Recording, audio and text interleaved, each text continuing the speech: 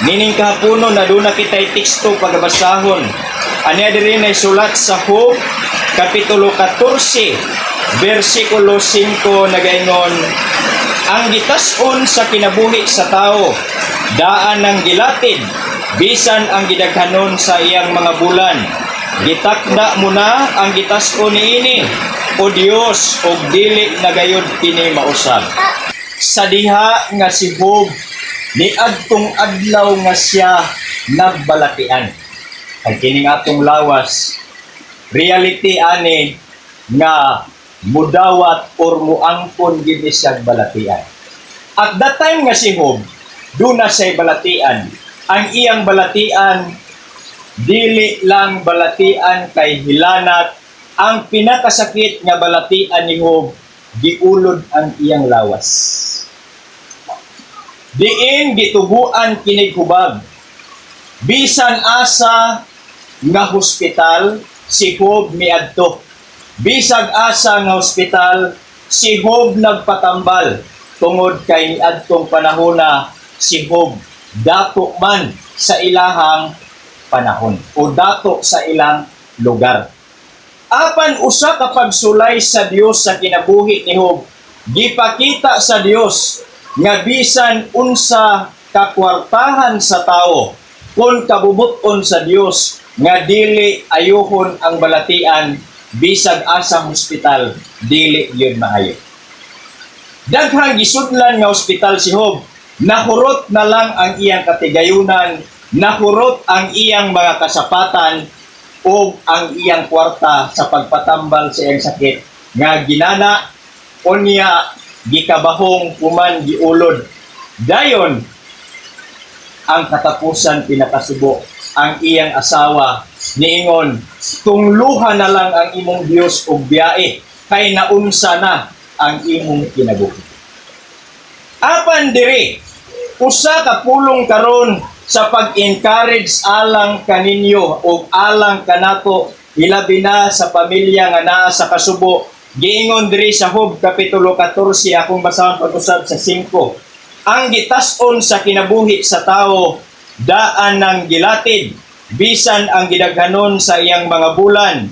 Gitakda mo na ang gitason niini, o Dios, dili na gayud kini mausab. Sa ako pa di ay, ang kinabuhi sa tao sa kalibutan, gibutangan na sa Dios o kumbaga sa yuta, dunay utlanan muhon. Usahay, kita nga tao, opposite ang atong una-una ikumpara sa Dios. Siyempre, ang una-una sa Dios, dili magyud pareha sa atong una-una. Kita nga tao, makaingon gyud ta, uy, kasayang niya. Uy, kabata pa niya. Uy, daghan pa mig mga plano tungod niya. Uy, daghan pa pud sa plano. Kanang tanan nga mga plano nato para niya, maayo ug duna say mga plano pod alang sa kayuhan. Apan ang nasayod niini, walay lain kundili ang Dios. Kung unsa man kamaayo ang atong mga plano, taliwala si nining ni Irits lumatang gabunada kay tungod 15 anyos pa siya, manog 15. Makaingon ta nga sayang ang iyang kinabuhi kay hubin pa siya kayo, bata pa siya kayo, pero di ay ang gitawag kamatayon wala mag-agad sa gitawag edad sa tao. Nag-agad ni sa kabubuton sa Dios, magluwas lang ang mga tao nga nagpakamatay nga naghikog. Kay kana siya sugo na sa yawa or sugo na sa dautan. Pero kanang kamatayon nga normal, kana kabubuton na siya sa Dios. Ingon nga tao nga naa ta sa kasubo or naa sa kasakitan, usahay kumbaga magtulod-tulod or iblim ang usa ka tawo kinsay hinungdan sa iyang kamatayon. Dunay usahay di man kalikayan, dunay pamilya mo ingon nga mao manggod ni, wala manggod ni mo gikuan, mo ni muna mao nang namatay. Apan ang tinuod, dili nato angayan i-blame kung kinsa man ang pamilya nga diin sakop nato. Kay tungod ang kamatayon nga normal, kini kabubuton sa Dios gitawag ni og eternal nga pagtawag sa Dios. Sa dihang kagumatayo na si Job kay kaniadto kay ang iyang balatian wa man gyud maayo sa kanang doktor hangtod nahurot ang iyang kwarta. Nakapangutana si Job sa iyang kaugalingon. Niingon si Job, kung ang tao mamatay, mabuhi pa ba siya? Muni pangutana ni Job. Kana nga pangutana kung atong i-apply sa atong kaugalingon, atong ibutan. Mangutana ko ninyo, kung ang tao mamatay, mabuhi pa ba? Sa inyong tumagon sa mapod. Mabuhi o dili? Dili na? Mabuhi. Kanus aman, mabuhi sa adlaw nga mubalik ang atong Ginoong Hesukristo.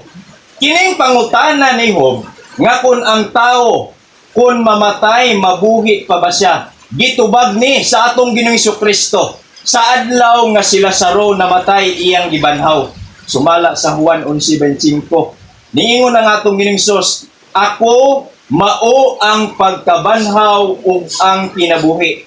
Ang mosalig kanako bisan siya mamatay, mabuhi pa siya. Kung sa dito, kung ang tao di ay nga naa sa Ginoo, naa nangalagad ni Kristo, bisan pa man kung muabot ang gitawag kamatayon niining maong lawas, mabuhi pa siya gyapon. Ang usa ka rason nganong si Kristo namatay og nabanhaw aron siya mahimong Ginoo alang sa mga nangamatay o mga buhi. Munay dakong advantage alang kanato ingon nga mga anak sa Dios nga nangalagad nga bisan pa man usahay di magina kalikayan nga kanang mutulo ang atong luha sa gitawag kasakit sa atong duggan kay normal ra na.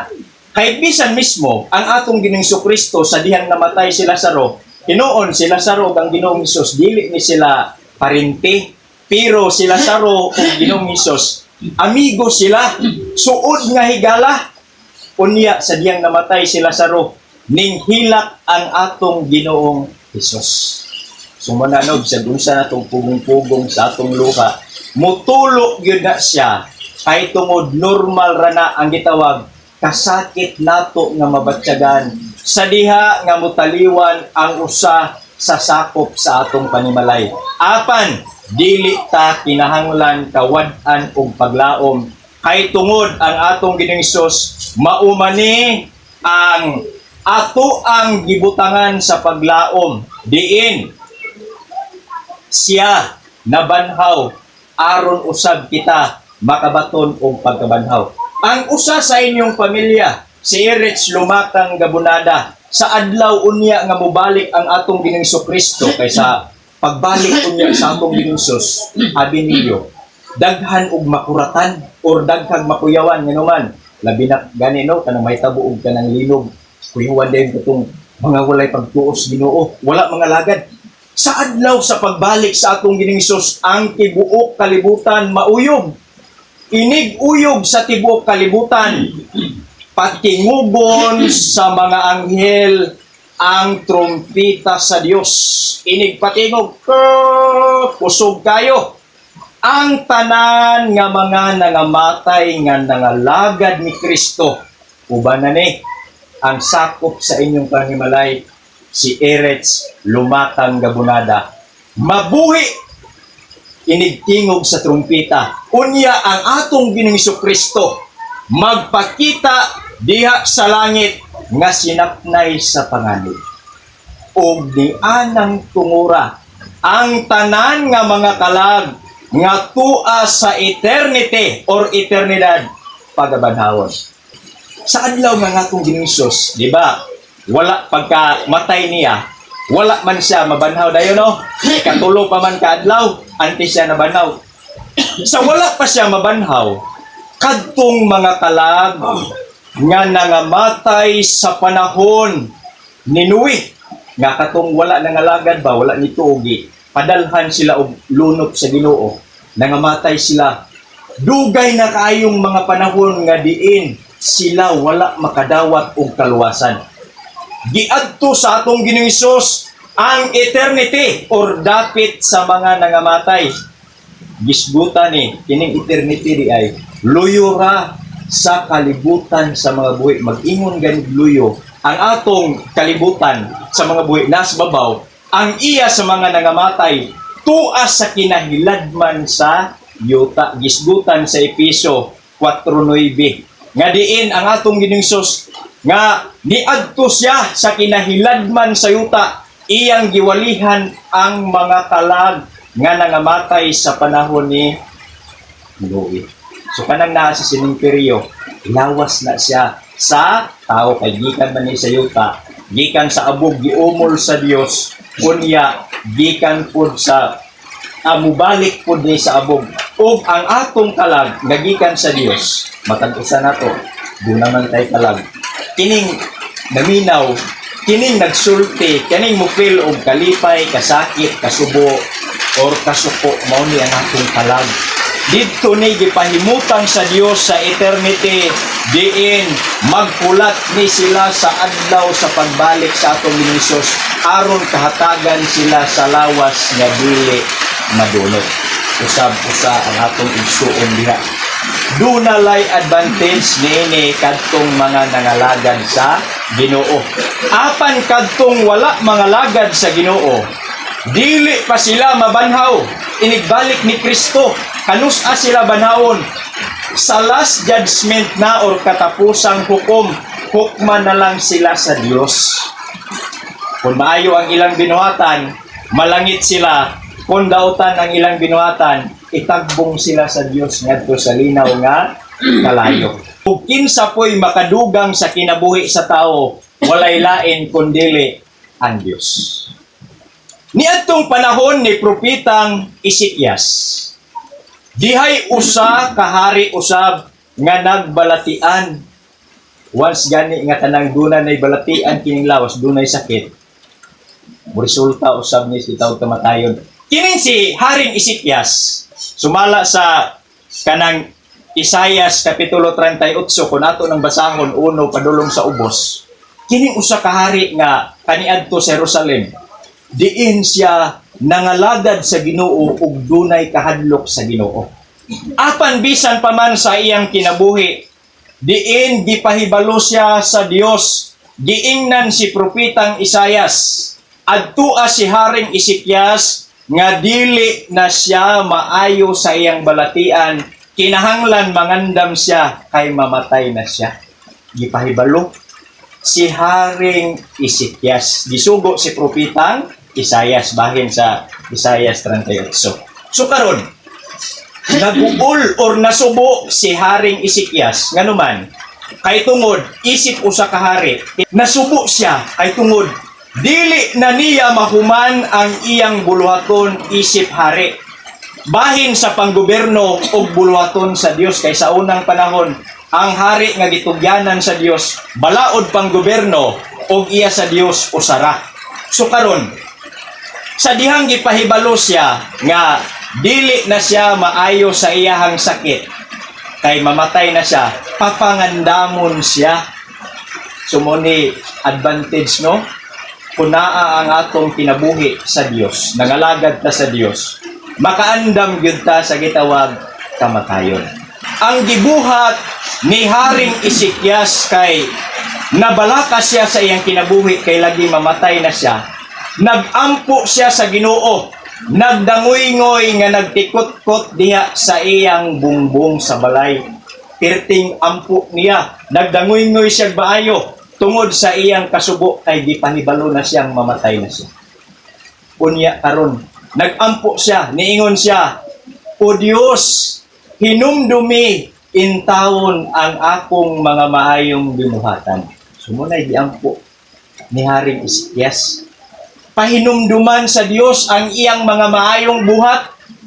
Unya, dako ang iyang kabalaka kay wala pa siya mahuman sa iyang buluhaton. Matag-usa nato nga naa patas kalibutan, do na tay gitawag mga buluhaton or tahas sa atong pamilya, tahas sa kanang simbahan, tahas sa panggoberno, or tahas sa unsa pa nga mga obligasyon nato. Dunay tahas matag-usa ug niana tanan nga mga plano naa ang kontrol sa Dios. Dayon, sa dihang nagampo si Haring Ezekias, kay gitubag sa Ginoo kay kining matarong atubangan sa Dios, tubagon gyud ang mga pag-ampo. Giingnan si propetang Isaias adtua og balik si Haring Ezekias nga dungagan kog 15 ka tuig ang iyang kinabuhi kay gitubag po ang iyang pag-ampo. Di ba unsa kanindot? Ang kamatayon di ay, ang kinabuhi di ay sa tao, ang kontrol naa sa Dios. Pwede niyang buhinan, pwede po niyang dungagan. Bisan kung gitakda na niya ang kamatayon, kung pagbuot sa Dios nga dungagan niya ang kinabuhi sa tao, naa kaniya ang kontrol og kita ang atong kinabuhi hinulaman lang ni mauna nga labing importante nga kinahanglan na agyud sa Ginoo.